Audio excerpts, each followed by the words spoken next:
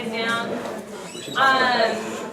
Before I introduce our next speaker, I just wanted to thank all of you again for coming to Animal Liberation Forum. I hope it was successful. Did you guys like it? Yeah.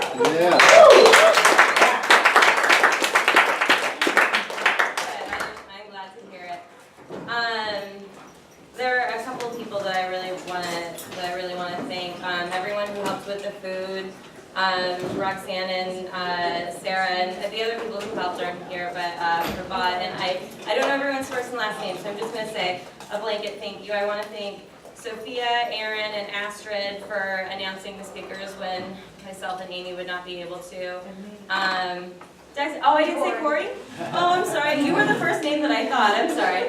And Corey, and for moderating the panel. Thank you. And I want to thank CC Animal Torture for being kind enough to let us plan this event with them. It was a huge honor. And last but certainly not least, Amy Love, please stand up. Stand up.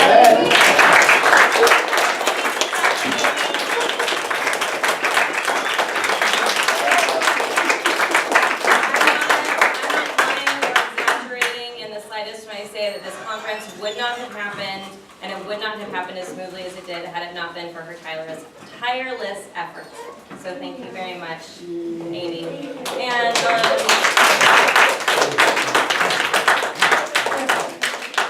I lost the printout of your bio, so I'm going to wing it.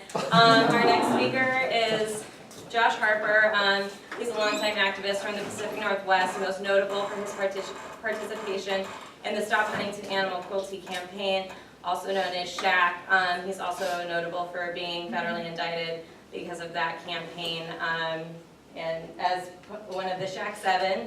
And you can also check out his Whack Jams Alert Tumblr. No? It doesn't exist anymore? Yeah, it does. Okay. Well.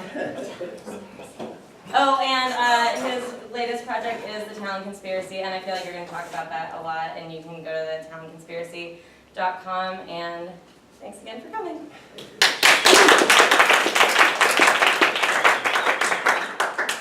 All right. Well, I was going to start out tonight by talking a little bit about how history is not a perfect compass, but ironically, I need to begin by going back 1 year and asking who saw me speak last year. Awesome, you all got so fucking lucky because I'm gonna suck it up tonight. But you caught me at my height. You caught me when I was still good. Actually, the reason I bring up last year is last year I began my speech by asking who knew about this activist by the name of Richard Morgan, who at one time in this country was called the king of animal rights, and nobody raised their hand.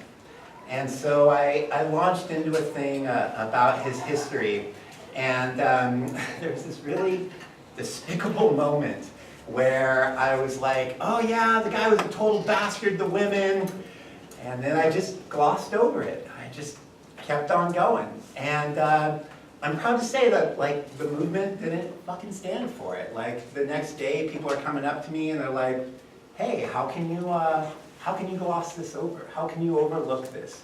And I was actually psyched. I was actually like, "Man, fuck yes! Like I should have been called out for that. I deserve to be called out for that." And so tonight, as I'm trying to illustrate this idea that although history is not a perfect compass, it's better than no compass, my intention was actually to start by doing a similar thing, by asking if anyone had ever heard of somebody. So I'm going to ask about two people to sort of illustrate a point here. Who in this room has heard of Jill Phipps? Show of hands. All right, a lot of people. Who in this room has heard about Gitaban Rashaya? Who in this room has heard about Gitaban Rashaya before the last 24 hours when I told you who she was? No one. All right. So, Gitaban Rashaya in 1993 was a woman who lived in a small town in the western portion of India.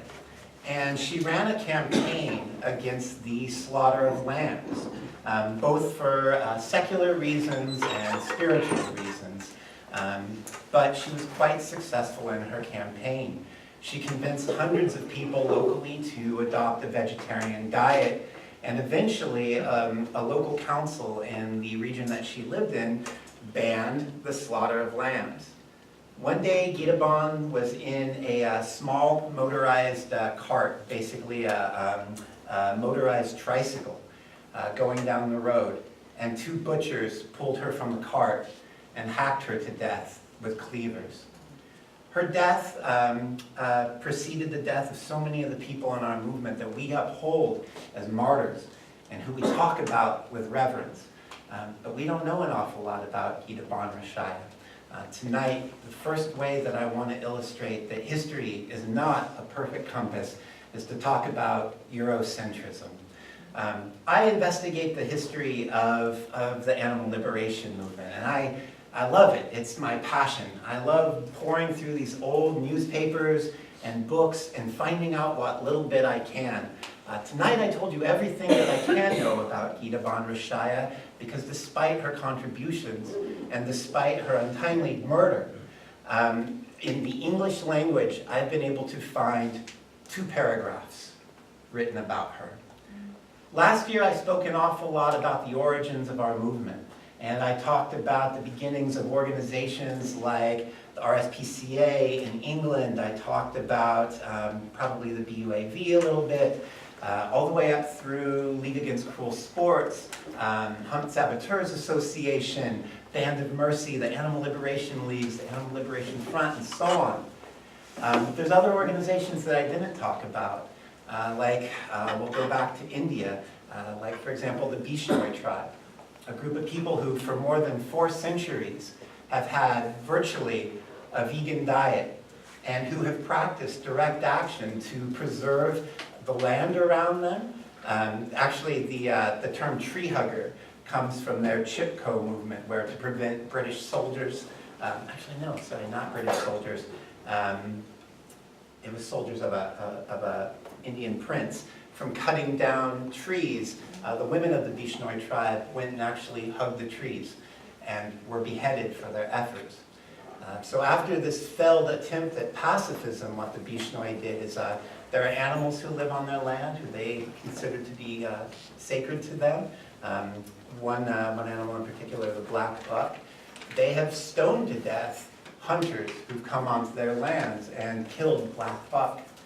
So here are these people with these hundreds of years of history. What does our movement know about it? Almost nothing. So our understanding of history is incomplete and sometimes misinformed. And it's misinformed because bias is such an integral part of our cultural being here in the United States. I'm not going to be able to fix all of that here tonight, but I want to at least be somebody who is able to acknowledge it in the hopes that we can fix it in the future. So history, although it is not a perfect compass, and there are certainly other problems with it as well, historical determinism, the inability to see the physical conditions that made something possible in the past, and that may be an impediment to it happening in the future. The issue of bias that I mentioned, actually, this is a good point to illustrate right now after Jake has just shown this image of the Panthers in 1967 in Sacramento, the state capitol.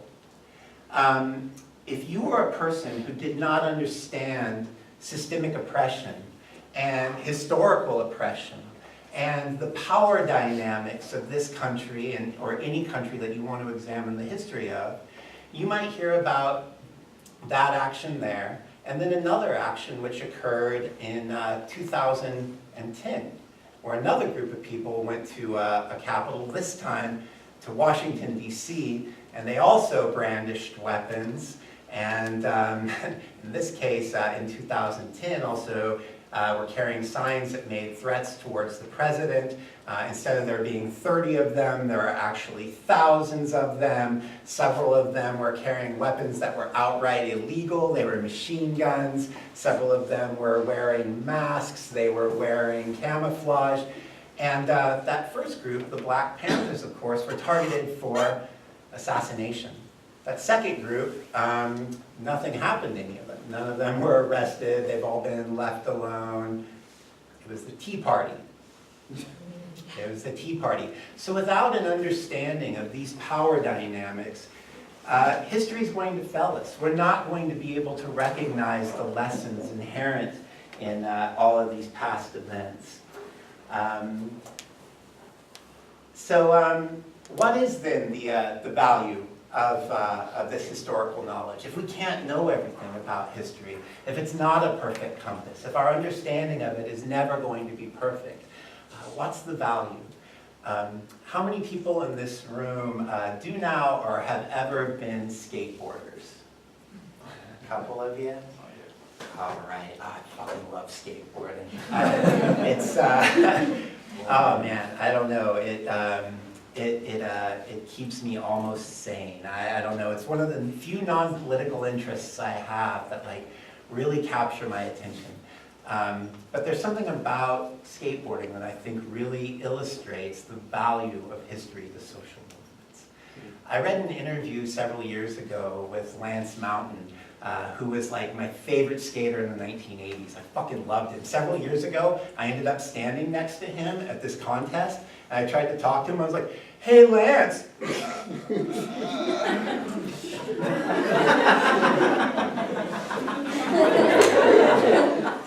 That sucked.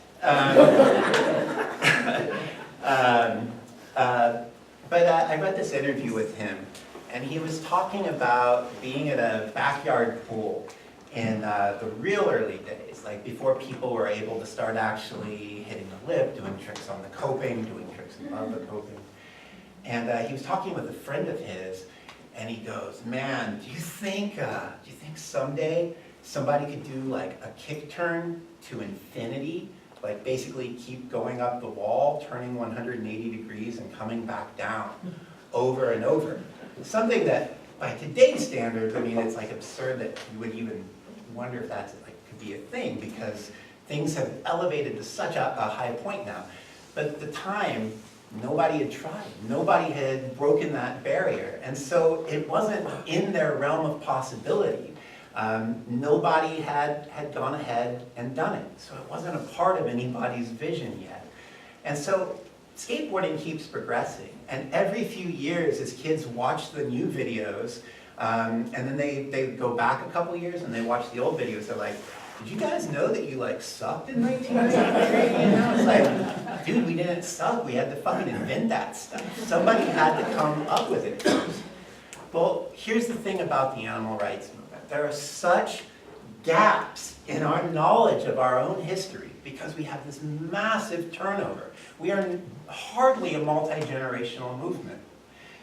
We have no conception of what we can accomplish because we don't even know what we've already accomplished. In 1990, there was a group by the name of Trans Species Unlimited, and I love them to death. Trans Species Unlimited led an anti-fur march in New York City. The march was 12 blocks long. It had 5,000 participants. And you know what? One of the organizers told me about it when I asked, when I was like, "How did you accomplish this massive thing? Oh my God, 5,000 participants." And she said, "I was a little disappointed at how small it was." There was a time in 1983 in this country where Mobilization for Animals called for a day of action against primate vivisection.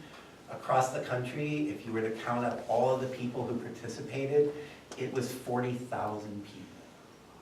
We have these capabilities. When we become aware of our history, we begin to understand what it is that we can do, what it is that we can excel beyond that has already been done.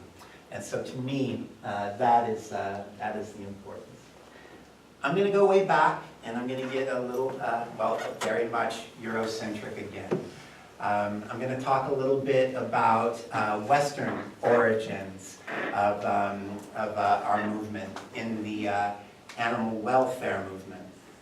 When you think about the tide of history, when you think about historical abuses of animals, I mean, it's a pretty crazy thing to think that after thousands of years of people just wholesale slaughtering other species, that there were a group of people who finally said, like, wait, what kind of folks are going to have that realization? Are they going to be people who were on the far right? Is it going to be people who appreciated and cheerleaded the oppression and exploitation of their own species? Not very fucking likely, no. In fact, our movement has its roots in radicalism, in people who understood a wide range of issues and ideas, people who had very compassionate hearts, and who didn't just limit their compassion to a single movement or a single species. A lot of times when people talk about the origins of Western animal welfare, they talk about the SPCA, which is what it was called before it gained Queen Victoria's patronage and then became the RSPCA. The SPCA was formed by 8 guys who got together, and again, we're going back to the white middle class club here. I'm sorry, it's the history, I know. But they met in a coffee shop in London. And one of those people was a fellow by the name of William Wilberforce. William Wilberforce was actually the person who drafted the Anti-Slavery Act of, I've got this written down. I made notes for once. If I could find, 1833, I knew I wrote it down. He was a person who drafted the law that finally outlawed slavery in Europe.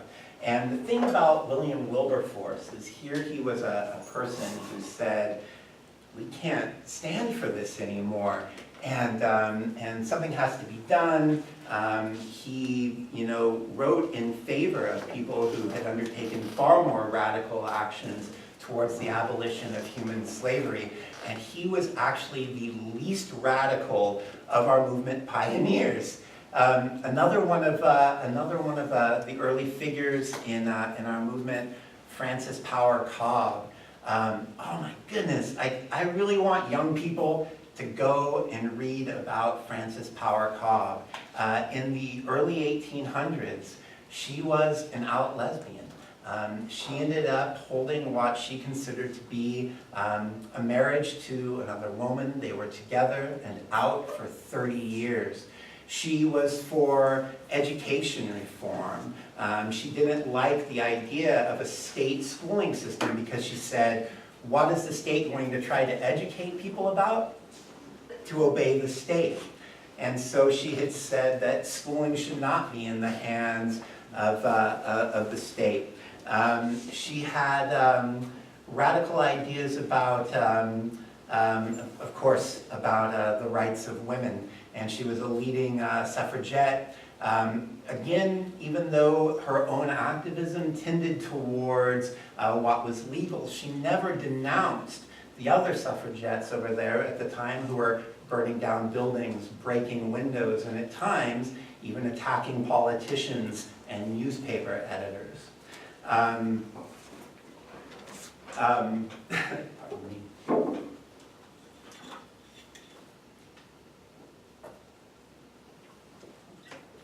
She also became very angry when she left the British Union to abolish vivisection. She ended up moving, I want to say, to Wales to live with her wife. And word came that the BUAV was changing its stance on the abolition of vivisection and instead wanted to just move to regulate it. She received a letter, and she packed her bags and left Wales that night and moved back to England to form another organization that would be strictly about the abolition of vivisection. Who else? Henry Salt. Henry Salt was a person whose radicalism absolutely blows my mind. He was a socialist. He was somebody who said that humans should not be exploited for the surplus of their labor, that we shouldn't spend the entirety of our lives working to make somebody else rich, that there shouldn't be classes in our society wherein there are a privileged elite at the top who make the rules that everyone else has to follow, and then the people at the bottom who work to sustain the privileges of the people at the top. He was a prison abolitionist. He was using the term animal rights all the way back in 1894. He was the person who introduced Gandhi to vegetarianism. He was also a pacifist, as I mentioned earlier. Nobody's perfect. We all fuck up. Henry Salt, however, as radical as he was in his time, and again, we're talking about the mid-1800s here into the late 1800s. He was writing about the abolition of prisons and the abolition of class society and vegetarianism and the rights of animals. He wasn't nearly so radical as the person who influenced him, Elisée Reclus, who was a French communard. He fled from France in 1851 when Napoleon overthrew the government there. But he returned a few years later as part of the Paris Commune and took up arms to try and overthrow the state and instead implement a horizontal power structure amongst the citizenry there. Holy fucking shit. He was an anarchist communist in this period, a friend of Peter Kropotkin's, and probably at the time, the world's most renowned geographer. He wrote a book called On the Kinship of Flora and Fauna, and in that book, he said animals have the right to liberation on par with our own species. He also briefly in that book, and this was written, I want to say in 1870, said that I believe it's time that we begin to break unjust laws to save non-humans and the bioregions around us. He went on to inspire any number of people. Henry David Thoreau is one of the many people that was inspired by him. James Joyce wrote about him. Anyhow, it's strange to think about these early figures, these folks who were socialists, who were anarchists, who were feminists, who were suffragettes, who were abolitionists of human slavery, to think about these people who founded this animal welfare, in some cases rights and in other ways movement, and how do you get from that to Wayne Pacelle?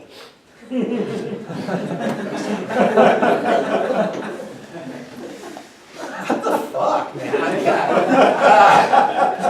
I mean, the guy went to Yale, which the only university that ever produced more presidents of the United States, great guys, all of them, right? The only university that ever produced more presidents is Harvard, and I think they produced one more. I mean, but Harvard never produced nearly as many CEOs as Yale did. A lot of fucked up people coming out of that place. This was a guy who came from privilege and still wallows in it, man. He's part of the power elite, and he's willing to work with people who, HSUS has worked with politicians who in the 1960s ran on a pro-segregation platform. Those are the people that they're willing to collaborate with. How do you go from Frances Power Cobb, who gets kicked out of her home when she's 16 for telling her father, I'm a lesbian and an atheist, to fucking Wayne shellac-domed master killer fucking Pacelle? It offends me. It offends me greatly. And the reason that it offends me is because To me, we have this wonderful legacy. This wonderful legacy that tells us that we can dream big, that we can go higher, that we don't have to limit ourselves, that we don't have to compromise, that we can see everything that is unjust in this world, and that we can confront it, and that we can turn the tide of it, that we can beat it, that we can accomplish liberation. When you find these people who are regulationists, who are into this, not even incrementalism. I mean, to call what's being advocated by the modern welfare movement incrementalism would be like a drastic fucking overstatement to me.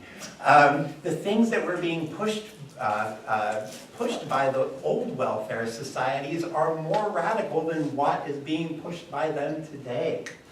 And this is not meant, by the way, I don't mean this as like a big like welfare versus rights versus liberation versus abolitionism like nonsense. I don't know how many of you have the unfortunate circumstance that I do of being an anarchist and thus having to endure endless droning meetings where, like, the anarcho-communist and the anarcho-primitivist are not getting along. The social ecologists think that we need to go in this direction, and the Fabian socialist, like, oh God, it's like watching a bunch of fucking morons argue over like lottery winnings that they're never going to get anyway. Like, what should we do with all the money? None of you are fucking close to having the power, right? Like, come on. Social progress isn't linear. It's not linear. It's not, it doesn't progress at the same rate for all people, in all eras, in all regions, for all individuals. A lot of people will kind of like talk badly about the old welfarists and say, like, how did they not make the leap from welfare to rights or to liberation or you know what? Back in the 1950s, when members of the League Against Cruel Sports were putting themselves between hunters and deer, when they were risking their lives, these were people who were not vegan, but they were willing to risk their lives for non-humans. There are those of you who are going to say, well, goodness, that's hypocritical. To which I respond, so fucking what? If they were sitting at home, they would still be hypocrites, but in this way, they're putting their bodies on the line between the hunters and the hunted. If we can turn people towards our position at all, why not do it? Why not take it?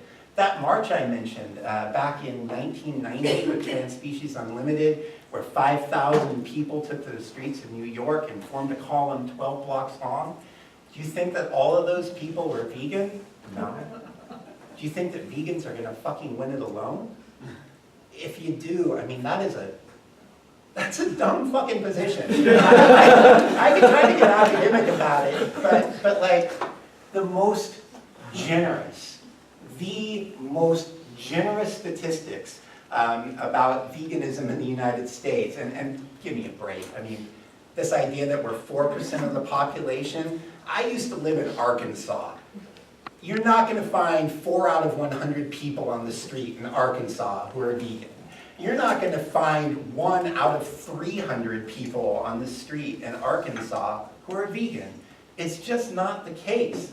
But meanwhile, we have billions upon billions upon billions of lives being lost every year. And we have people who are somewhat on our side. And we have people who, as history has shown us over and over and over, despite not being vegan, will still go out and fight on behalf of a non-human. So instead of pushing them away and being Puritans and being like, well, Gary Francione actually wrote an article about this. I'm sorry, it's just, you don't get a come. You're not part of the club. Like, fuck it, man. Like, yeah, come on in. Like, it's asinine. It's stupid thinking on our part. And a lot of these folks, they are going to get involved, and they are going to see the hypocrisies. And slowly but surely, they're going to, I think, many of them, not all of them, but many of them are going to come around to our way of thinking. I got way, way off track there. I didn't plan to say any of that. It was that Wayne Pacelli thing, man. I started thinking about his hair. Next thing you know, I'm angry. I'm not thinking straight. So what was the vision amongst our movement pioneers? I was going to go into like all these animal rights books from the 60s and 70s, but I guess I fucked that up from a time perspective. One of the things that I've been trying to write this book that I'm like never gonna finish, but I don't know, maybe 20 years out. Maybe 20 years out I'll get it done. But I've been going around and talking to activists who are involved, in some cases in the 1960s, the 1970s, 80s, and so on. I've tracked down publications that actually date back to the 1940s and further back even. And one of the recurring themes that I see beyond just the fact that these folks did see intersectionality, that they did have a broader vision of liberation, is that they also supported the idea, and again, not in every instance, but in many instances, of decentralization of leadership. Trans-Species Unlimited, who I mentioned earlier, Trans-Species Unlimited did have a national office that was run by two folks, but they had said very early on in all of their early position papers, they said, we're not in control here. There's a danger to that. Because if the central office collapses, then all of the chapter offices collapse. If we make an error, then everyone follows us in error. If we turn a bad corner, then everybody turns with us. And so one of the things that they wanted to do is they wanted to give some degree of autonomy to their chapter offices. And it was actually a really brilliant plan, because instead then of having one centralized office that had control of all of the resources, that made all of the policy, it meant that people in different cities around the country, I think about their Lehigh Valley, Pennsylvania office. I mean, it was this tiny little town, and there was a group of 3 women who formed the local office there. One of them was a retiree. The other one worked full-time to help fund the office. And then there was one other who decided that she wanted to give as much of her time to the animal rights movement as she could. So she took paper routes. She would get up at 4 in the morning and do multiple paper routes. She lived on this very subsistence wage, but then she worked about 60 hours a week out of their office. Central office never could have afforded to pay anybody for 60 hours a week. They never could have offered somebody benefits or something like that. But somebody who had that passion, somebody in that local area, was able to do that and was able to take it on. And more than that, they had an efficiency that they never otherwise would have had, waiting to take commands from somebody hundreds of miles away who has no familiarity with the on-the-ground realities there in Pennsylvania. They were able to spearhead their own campaigns, they were able to determine their own issues, and at one time in this very small area of Pennsylvania, they were able to get thousands of people out to protest against vivisection, against fur, and against the consumption of animal products. Several other organizations at the time also had a decentralized structure. Mobilization for Animals, the group that I mentioned earlier,